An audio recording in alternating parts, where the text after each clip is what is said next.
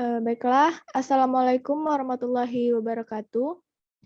Di sini kami dari kelompok 10 dengan beranggotakan Erica Aulia, Ayu Azira, Ilham Ivandi Ramadan, Irmayanti, dan juga Astria NDC akan mencoba memaparkan materi tentang mistranslasi, di mana translasi merupakan salah satu tahap dalam sintesis protein. Untuk penjelasan yang pertama akan dijelaskan oleh Saudara Ilham. Pada Ilham dipersilakan. Baiklah, apa itu translasi? Translasi dalam genetika dan biologi molekular adalah proses penerjemahan urutan nukleotida yang ada pada molekul mRNA menjadi rangkaian asam-asam amino yang menyusun suatu polipeptida atau protein. Nah, transkripsi dan translasi merupakan dua proses utama yang menghubungkan gen ke protein. Nah, untuk mistranslasi merupakan kesalahan translasi yang terjadi dalam aminoasid tRNA yang menghasilkan aminoasid tRNA tidak berpasangan, serta asam amino yang disisipkan pada kodon terjadi kesalahan. Penyisipan asam amino yang tidak tepat pada kodon terjadi karena transkrip basa DNA yang tidak akurat, sehingga kodon mRNA salah diterjemahkan.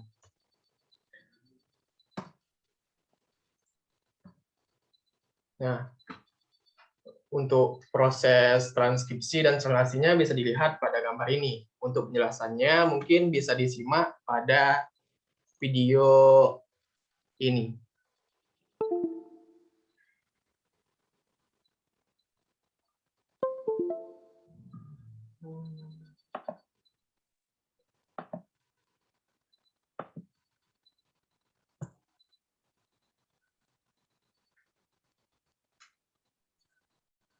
Here is a cell, the basic unit of all living tissue. In most human cells, there is a structure called the nucleus. The nucleus contains the genome. In humans, the genome is split between 23 pairs of chromosomes. Each chromosome contains a long strand of DNA, tightly packaged around proteins called histones. Within the DNA are sections called genes. These genes contain the instructions for making proteins. When a gene is switched on, an enzyme called RNA polymerase attaches to the start of the gene. It moves along the DNA, making a strand of messenger RNA out of free bases in the nucleus. The DNA code determines the order in which the free bases are added to the messenger RNA. This process is called transcription. Before the messenger RNA can be used as a template for the production of proteins, it needs to be processed. This involves removing and adding sections of RNA. The messenger RNA then moves out of the nucleus into the cytoplasm.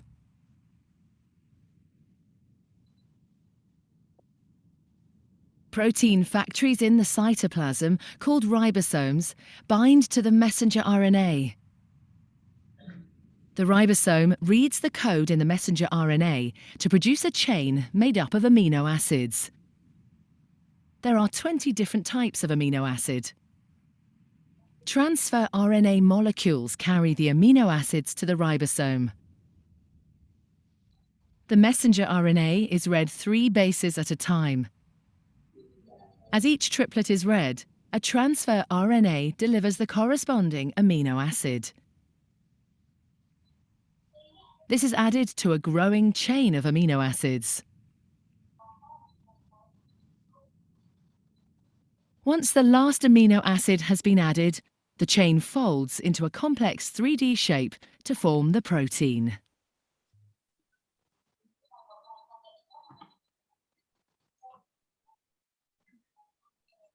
Untuk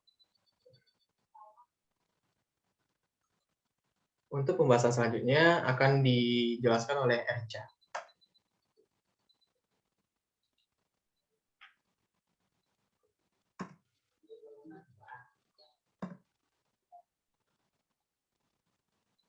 Pada Erica kami persilakan. Baiklah, Baiklah, di sini saya akan menjelaskan sintesis protein. Sintesis protein itu merupakan proses pembentukan protein yang melibatkan DNA sebagai sumber materi genetik kode berbagai asam amino yang akan diolah menjadi rantai polipeptida. Sintesis protein ini terjadi di organel sel yang disebut ribosom, dan pengaturan sintesis protein dilakukan dengan gen atau DNA di dalam inti. Selanjutnya,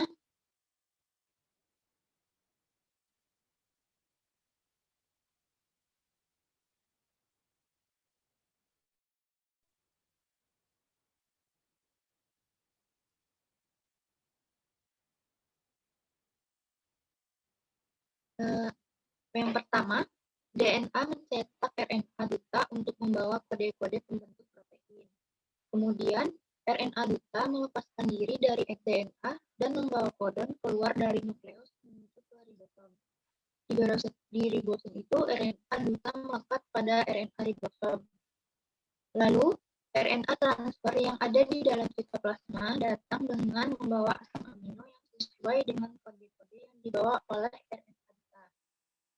Kemudian, RNA transfer melekat atau berpasangan dengan RNA duta sesuai pasangan-pasangan basa nitrogennya. Kemudian, RNA transfer membawa asam amino dan akan saling bergandengan dan membentuk rangkaian polipeptida sampai terbentuk protein yang diharapkan dalam ribosom.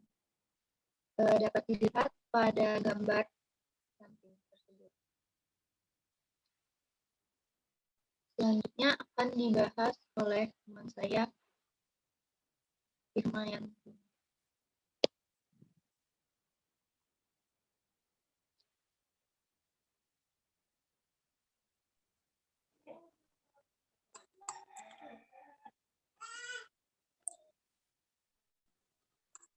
Baik, terima kasih atas kesempatannya.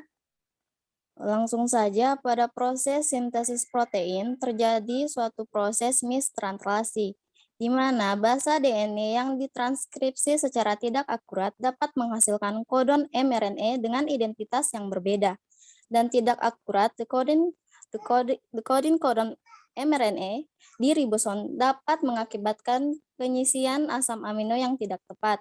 Kesalahan dalam aliran informasi tersebut dapat mengakibatkan protein terpotong dan atau salah lipat. Hanya asam amino yang dikodekan secara tepat yang dapat mengikat dan berpartisipasi dalam proses batas pada satu kesalahan yang dimasukkan dalam asam amino per 103 sampai 104 diterjemahkan oleh kodon. Selanjutnya,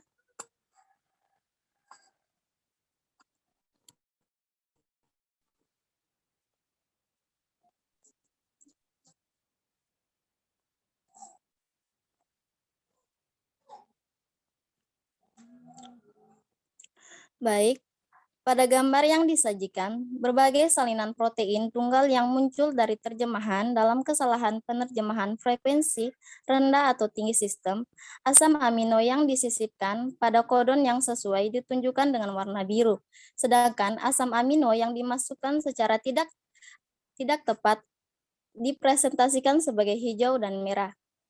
Baik, selanjutnya akan dilanjutkan oleh Saudari Ayu. Baiklah, terima kasih. Jadi pada kesalahan mistranslasi ini dapat menyebabkan berbagai masalah.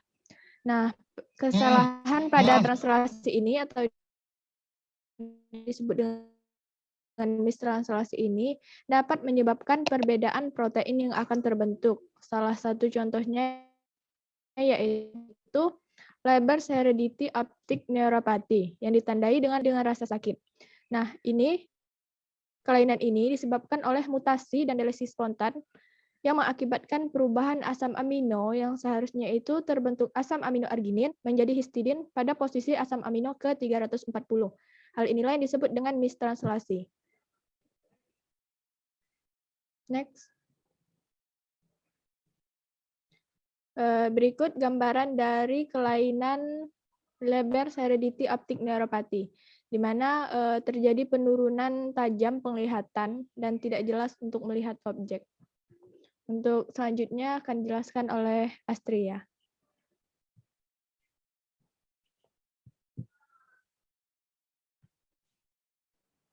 Baik, sebelumnya terima kasih.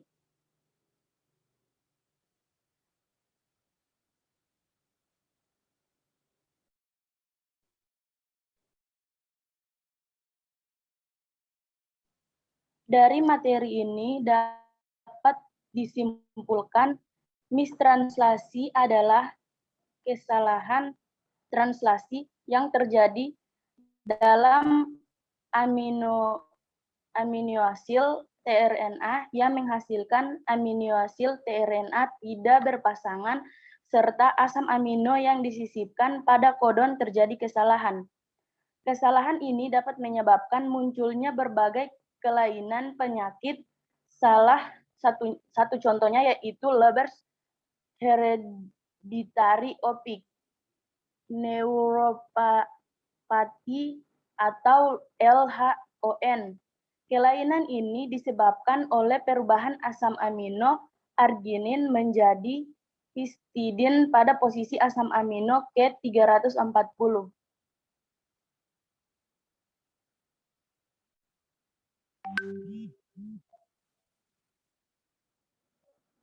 Kemudian di sini juga ada daftar pustakanya.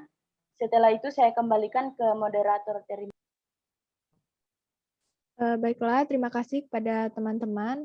Mungkin hanya itu yang bisa kelompok kami sampaikan.